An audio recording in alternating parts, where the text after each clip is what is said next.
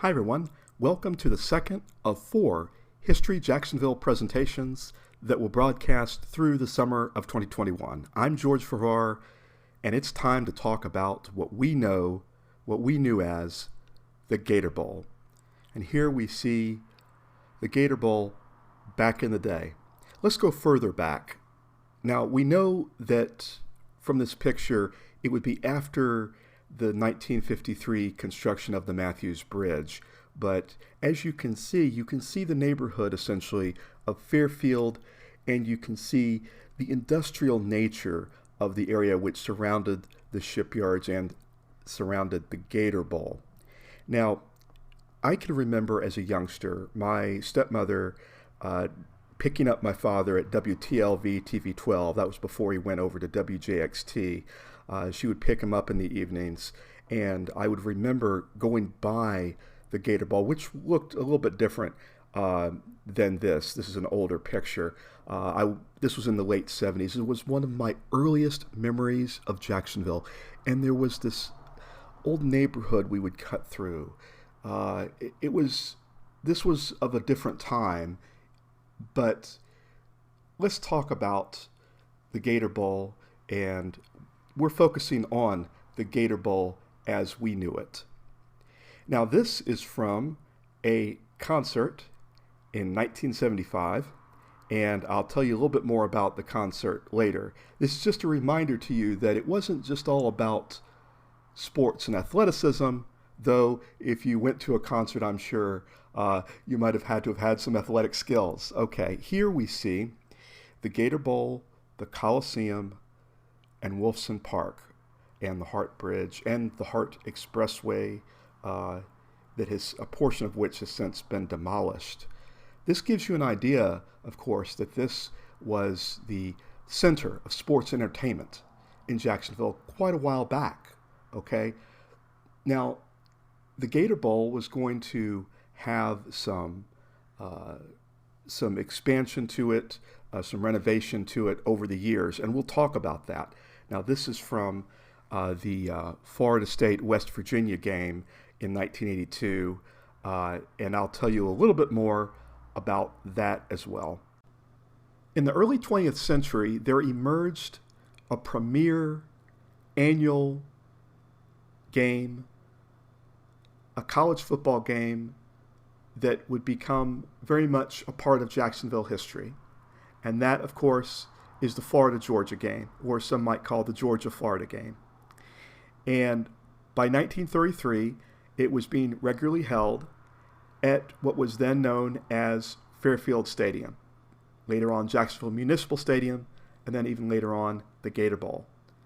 And it was later on in the 1950s, it would be promoted and called the world's largest cocktail party, a time for Florida fans and Georgia fans to gather on neutral ground.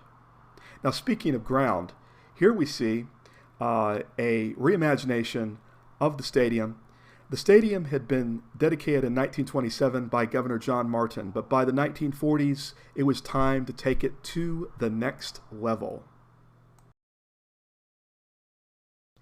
And also, we see in this picture, in the distance, we see the Fairfield neighborhood. Now, the purpose of the stadium at that time was not only to host the Florida-Georgia game, but also to have a place for the local area high schools to compete. And so if you think of Andrew Jackson, Landon High, those schools. Now, in 1946, along comes the Gator Bowl College Championship game. It's one of the oldest games, bowl games in the nation.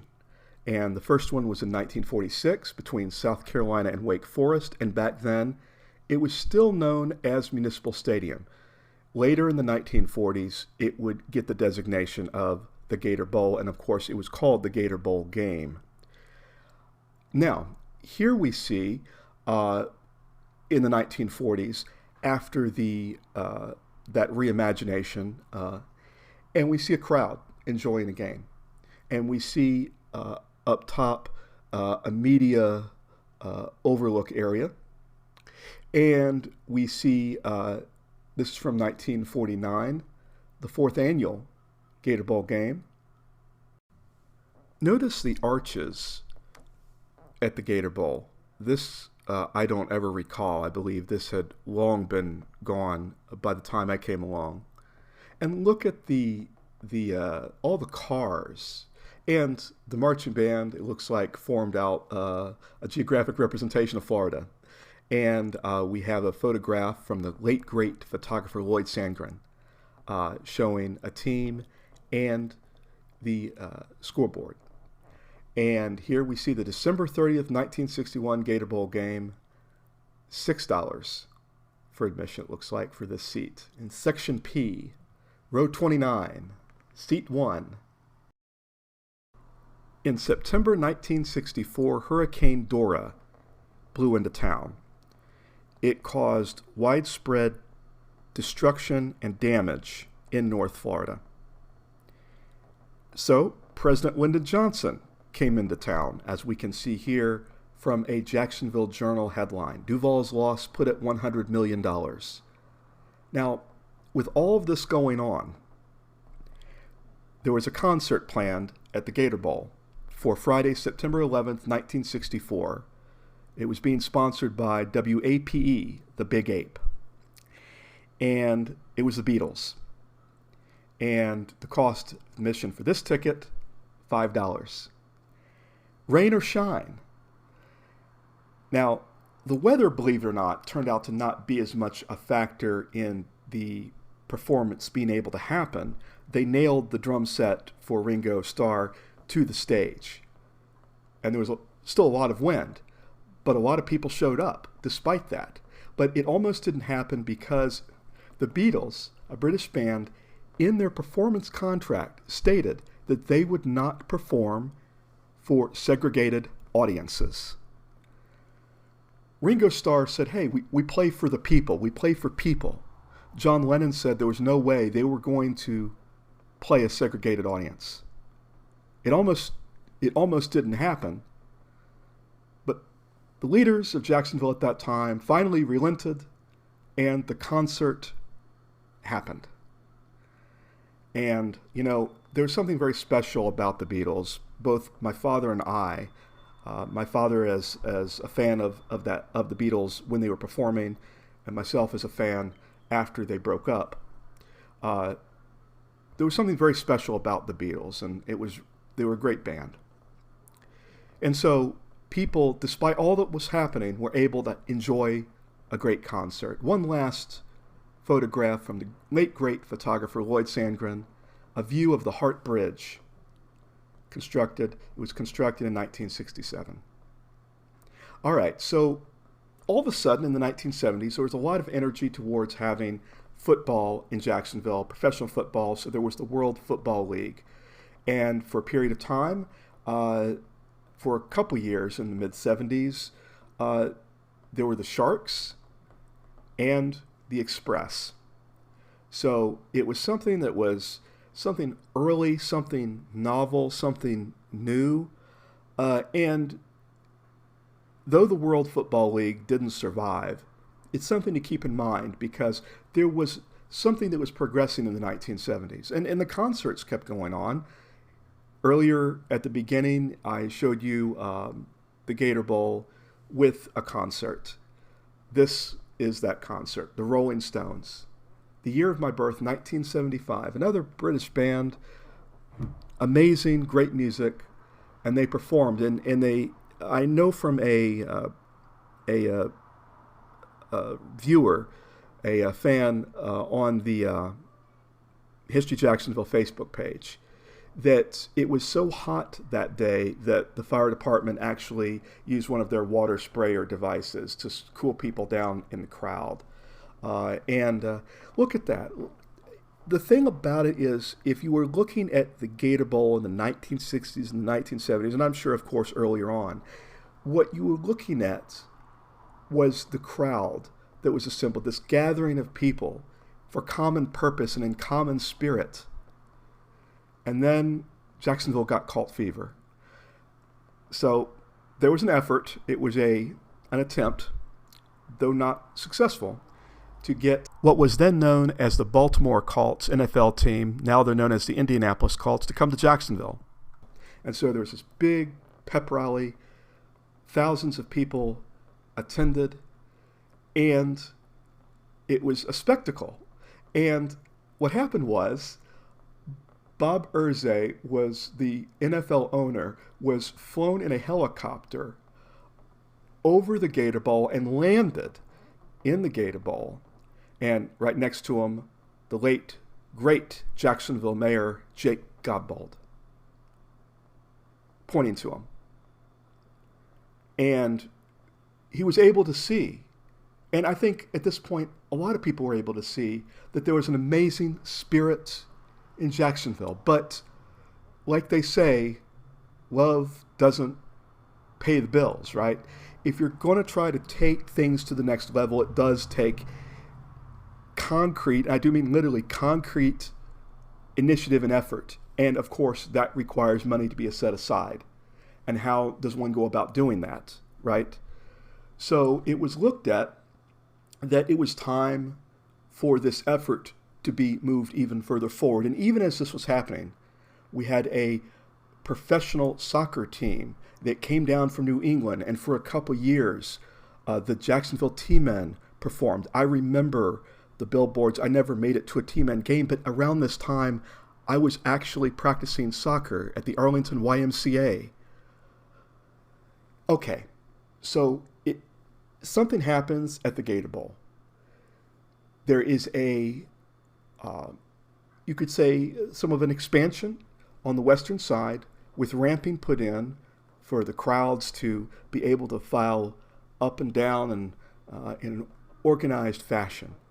And so this was something that was a step forward. Now, I have a brief little story. We'll flash forward to 1990 and then back to the 80s. Okay, so in 1990, I was summoned to the Gator Bowl to receive an award among a number of other students in the Duval County Public School System for National Youth Service Day. I was recognized, along with these other students, by Mayor Tommy Hazzuri. Now, the mayor wasn't there, but I received a certificate. And it was something incredible. My father dropped me off, and I got into this elevator, and I went up to, I guess it was around the top floor. It was the Gator Bowl Club, I think it was. We had refreshments, and there was music, and I received this framed certificate. And then, in the evening, later on, it was over. I got back in the elevator, went down. My father met me, and I was so happy, and he was, of course, so proud. That was the only experience I had in what we knew as the Gator Bowl. Okay, as the current structure. Now, in an ode to the Seminoles, because I'm a Seminole deep in my heart, having graduated from Florida State with 2 degrees, we recognize the 1982 Gator Bowl game between the Seminoles and the West Virginia Mountaineers. The Seminoles beat the Mountaineers 31-12. Legendary coach Bobby Bowden had the opportunity to have the Seminoles team beat a former team that he was with. So it was something in the sense of there's so much uniqueness that happens with all the different games that are performed. There's something special with the coaches and the players and the back and forth. But again, you know, the Gator Bowl, a great venue for concerts, and there was a huge concert. In 1984, Michael Jackson and the Jackson 5 came to Jacksonville to perform several concerts at the Gator Bowl. Now, I didn't get to attend any of the concerts at the Gator Bowl, but I remember the hoopla and the excitement, and this was a big thing. Michael Jackson was a big pop star, a big sensation, and so he was able to come to Jacksonville. We were able to host him, and an amazing superstar getting a chance to perform all over, and Jacksonville was a stop on that tour. So I think we can feel the excitement that's year by year happening in Jacksonville. And guess what? It's time for another football team to come along. The USFL, the United States Football League, was a short-lived organization that formed up to offer football in competition with the NFL, the National Football League. And so, once again, Jacksonville has another opportunity. This time, it's the Jacksonville Bulls. And this was around 1983, 1984. And whenever you drive over the Matthews Bridge, remember that what you call the dark red color of the Matthews Bridge was a recognition of the Bulls. I can remember when it changed from being that metallic gray to dark red. Now, the time finally came in 1993 when Jacksonville, Florida was awarded an NFL franchise, a National Football League franchise in November of 1993. The announcement came down from, of all places, Rosemont, Illinois. And as we see from this Jaguar Extra of the Florida Times Union, we did it. And I remember that night as if it were yesterday. It was like someone took the 4th of July, New Year's Eve, and Christmas and rolled it all into one.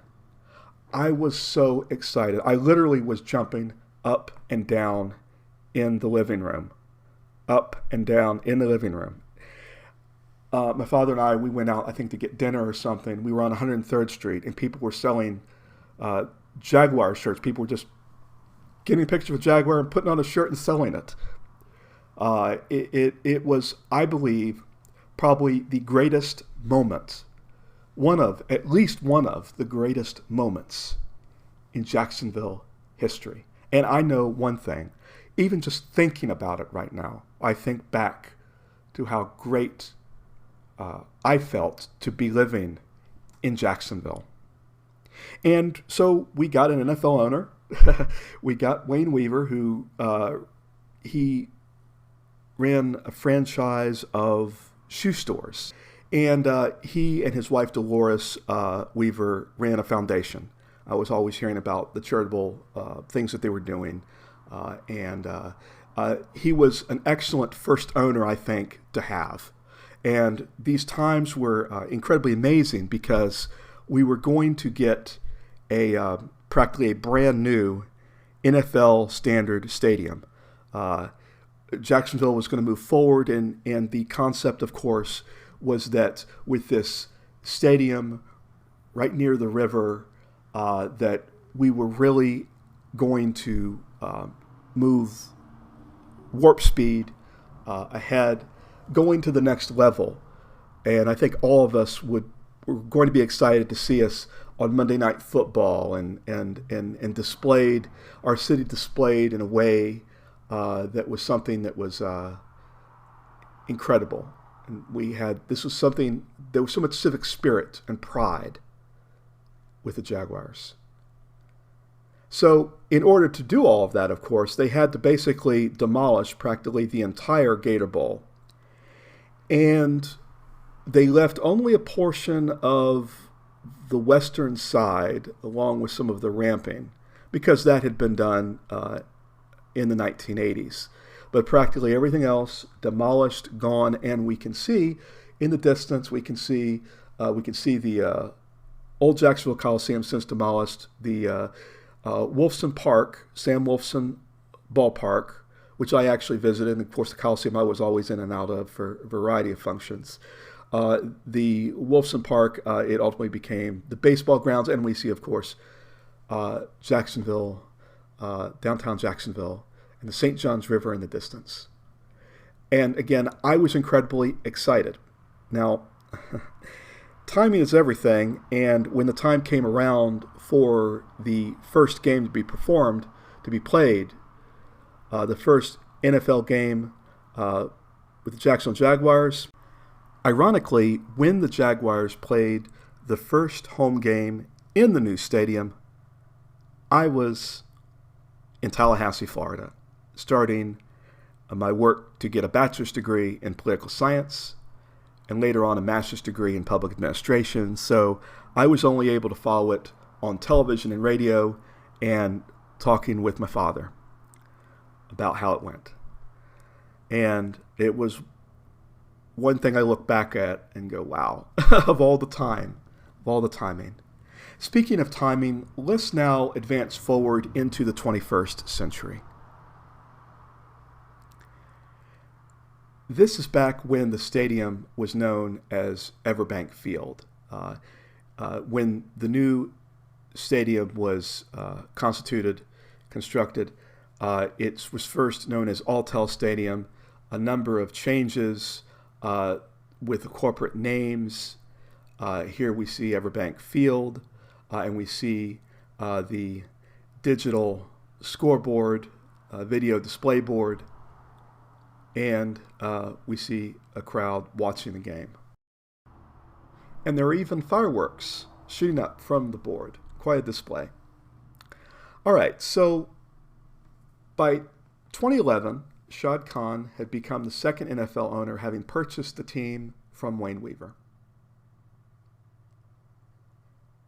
And now I'm going to share with you my pictures of the first NFL game I ever attended, September 30th, 2018. The Jaguars were playing the New York Jets.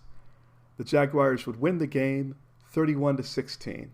It was a somewhat warm and humid day, and there was some rain, and I had to dodge the raindrops towards the beginning of the game. Along with fans, we would duck back past the seats into the stadium. And as you can see here, parking was very informal. My car is the first one, the black Scion XD, a 2010 Scion XD that I drive to this very day. And it does the job, as you can see. And in the distance, the stadium. And so I had an opportunity to walk around. There was a nice Jaguars community area that I walked around, and people were having a good time. I went to the game alone.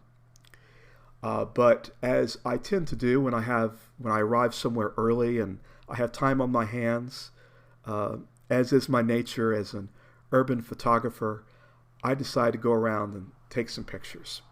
So I walked around and took some pictures on this day, and you can see I didn't know what exactly my experience was going to be like as I approached the stadium.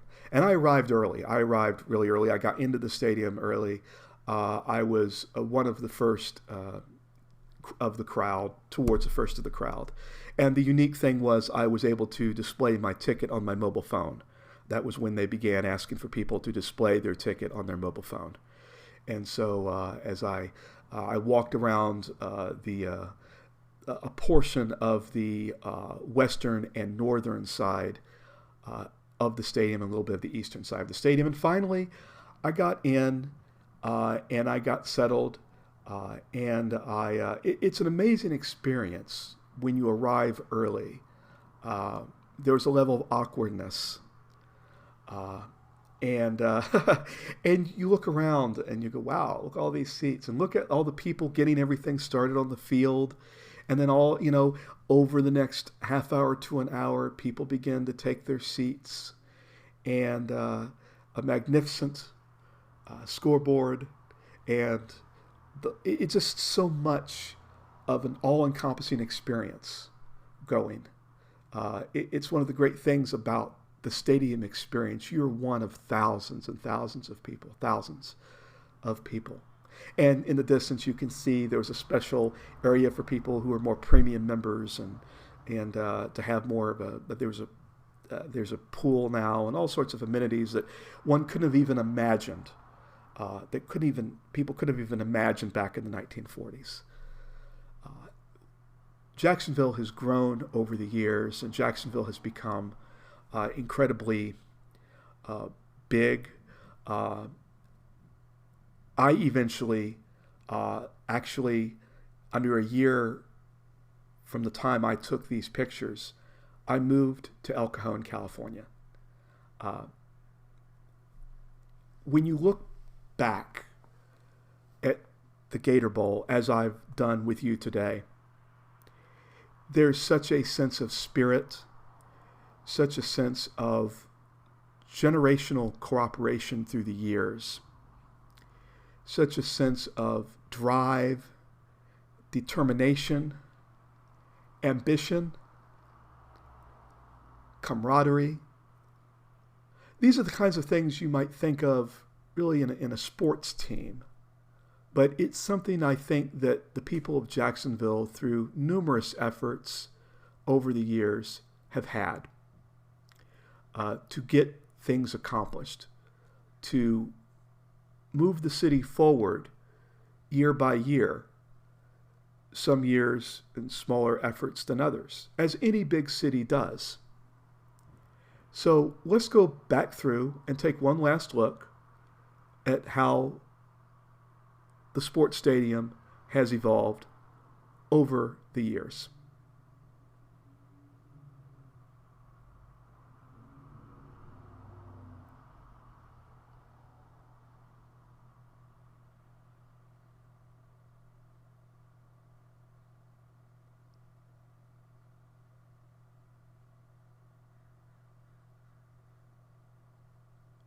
We can see we've come a long way. And Jacksonville's always first in my heart, having been a place I lived most of my life in up to now. And I think of somewhat humble beginnings, dreams fulfilled, challenges tackled. And I think about this, and I think of the Gator Bowl we knew and what we see today. And one thing we know is that change is constant. And you can see the changes if you go back through and maybe you watch this show again. There's something that's deep, that's something special, and something that Jacksonville took the ball, ran down the field, and scored a touchdown and won. I want to thank you for watching the Gator Bowl as we knew it. This is probably one of the more special, heartfelt shows I've ever done because I'm speaking deep from the heart. I'm George Farrar, and I want to thank you for watching. Take it easy. See you later.